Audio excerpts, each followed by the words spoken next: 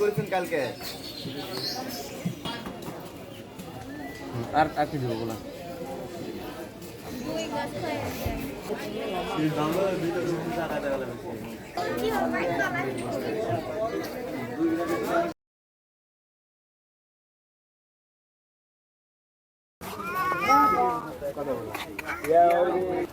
ভালো, আমার কাছে ভালোই মনে হচ্ছে।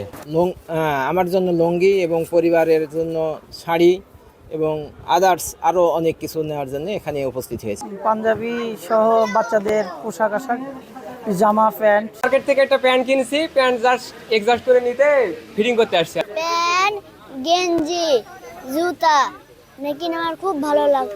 এই ঈদে জামা জুতো অ্যাকসেসরিজের ডিসকাউন্ট রয়েছে।